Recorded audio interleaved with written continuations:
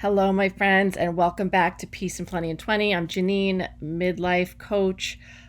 I am so excited to dive into today's episode and the whole month of July.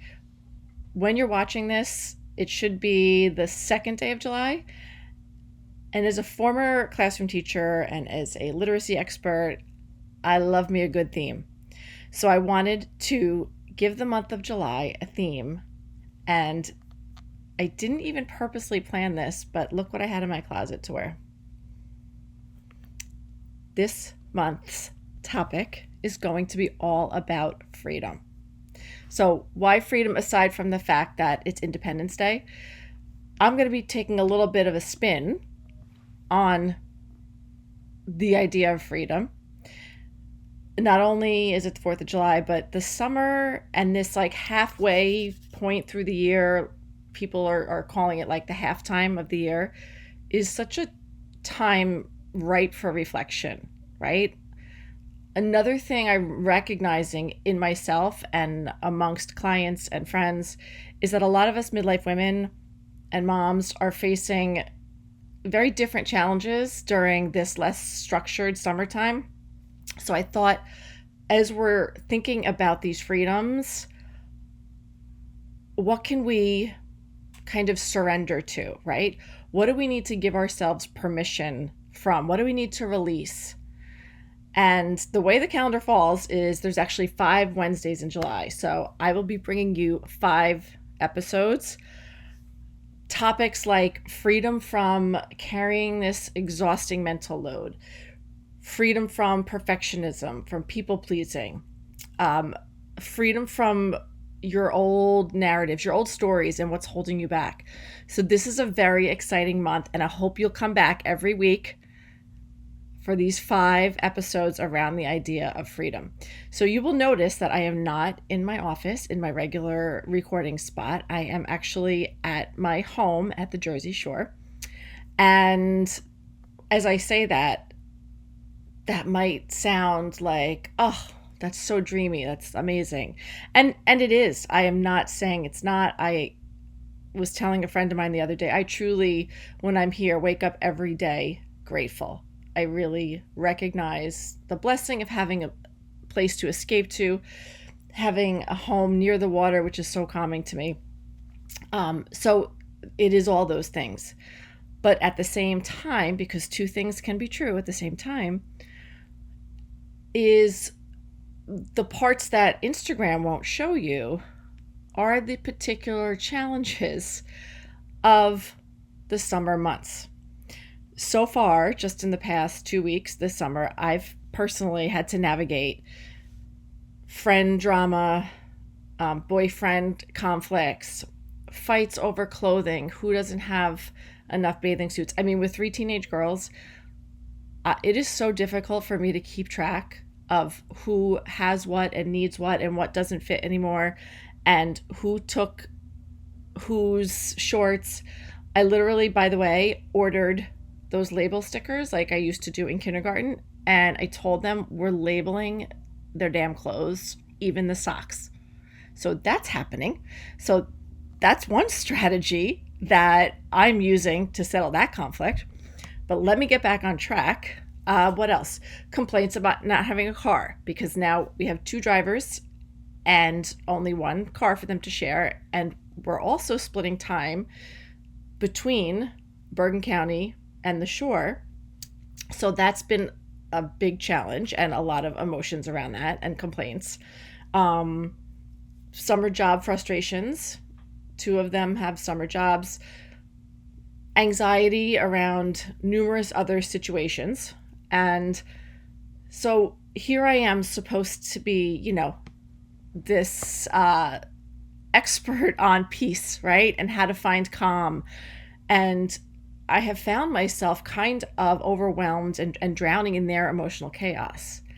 And the phrase popped into my head that I know you've all heard: you're only as happy as your happiest child. That is true. I want to say that that's valid, but I don't want it to be valid. I don't think that's fair to us as moms to have to kind of succumb to that idea. And I'm going to get further deeper into that as we go on. And I want you to just listen with an open mind and an open heart. Okay? So here's the problem. We find ourselves either lying awake at night, which happened to me last night. I don't think I fell asleep maybe till 3 a.m., replaying your children's or your teenagers' problems, right? I find myself feeling anxious when somebody wakes up in a mood or something happened with a friend, or I can tell they're in a funk. It affects my mood. Then it makes me anxious. I wind up sometimes either canceling my own plans or not wanting to do anything because one of them is having an emotional crisis.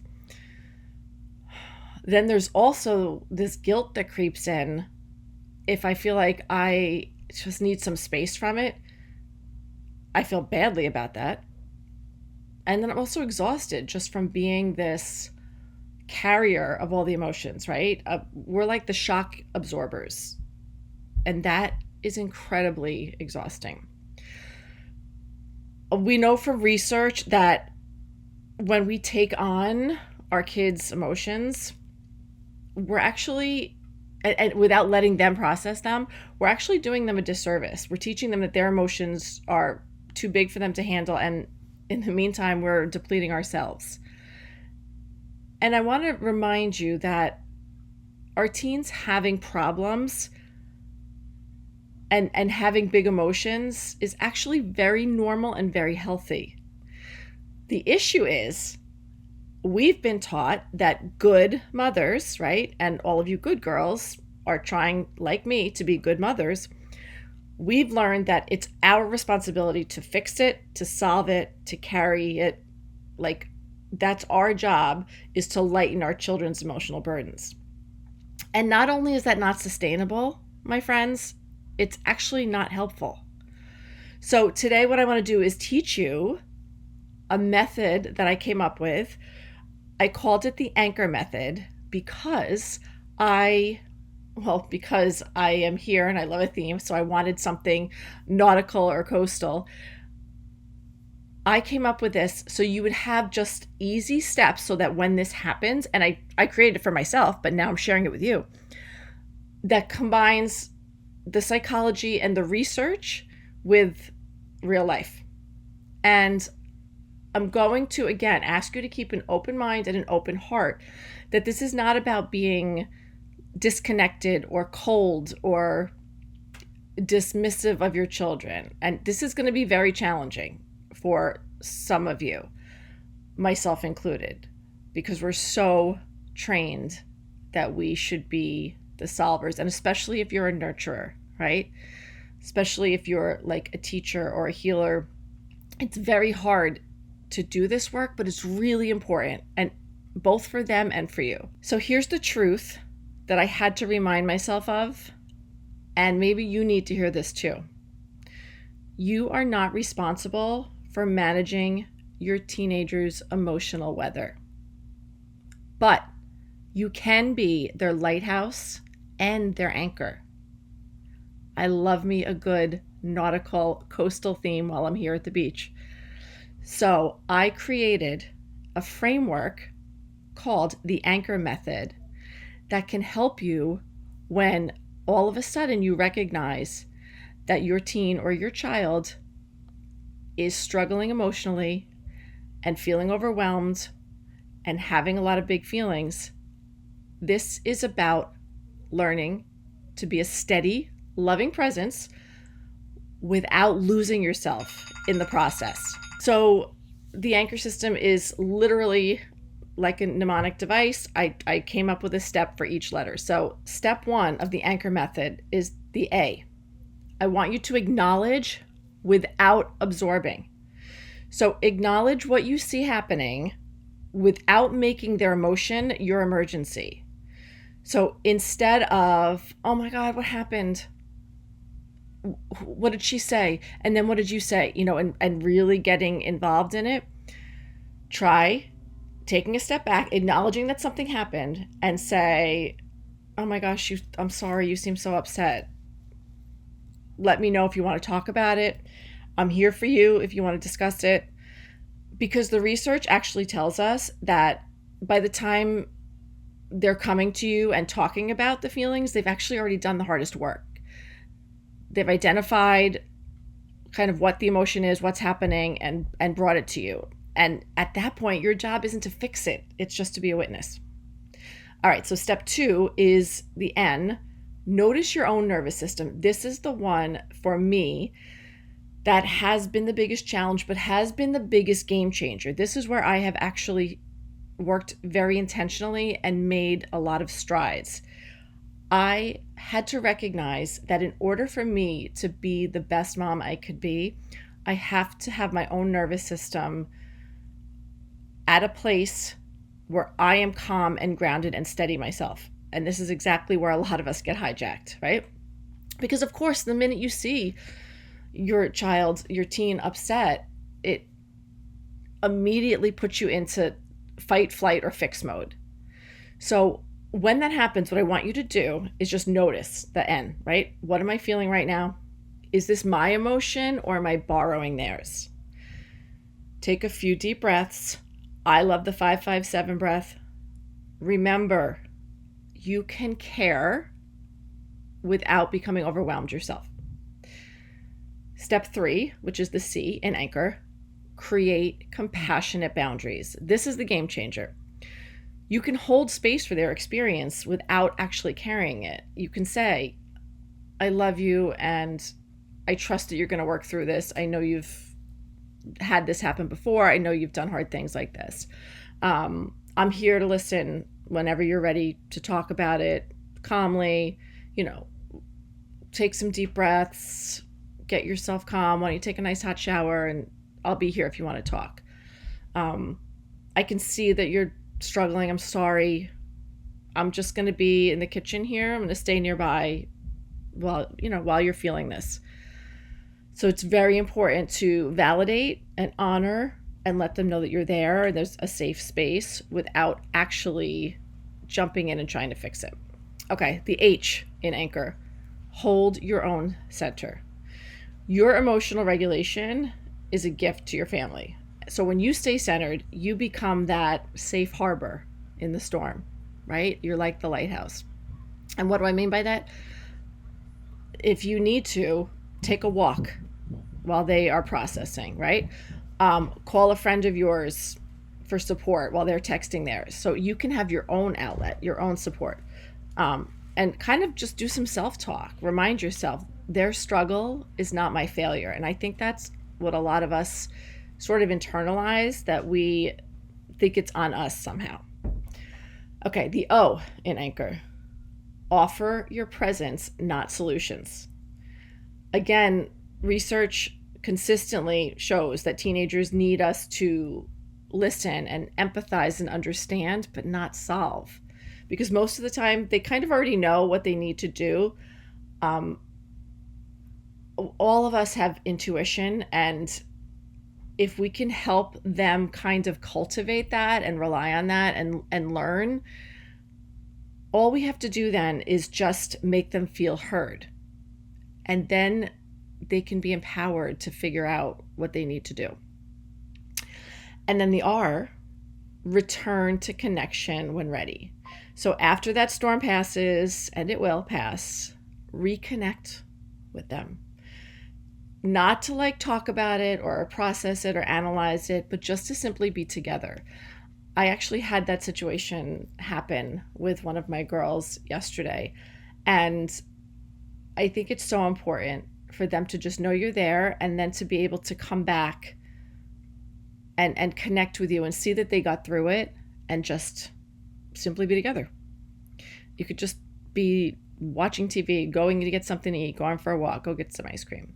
All right. So I have actually put together a cheat sheet for you so you don't have to remember all of this. I'm going to include the link in the show description so you can click on it. It's going to be a PDF. It'll get emailed right to you, and you can just print it out, or you can download it on your phone, so that when these either emotional outbursts or overwhelm of feelings or fighting or anything that happens that feels like it's going to throw you off, use this cheat sheet and use the anchor method and steps to help you, because I've created it just for you and for me. So your action step for this week: practice the anchor steps with a situation that happens. Just one. Notice what happens, not just for your child or your teen, but for yourself too. And again, make sure you download the cheat sheet. And also on the second page of that cheat sheet, I have given you like sample phrases, because sometimes you're like, I'm not really sure what to say. P.S. I am not a psychologist. I am not a parenting expert. I am sharing this with you as a coach. So I have learned a lot of methodology, but I'm also sharing with you as a parent who has done a lot of research, who has interviewed a lot of experts, who has been through a lot of therapy, both myself and with my children.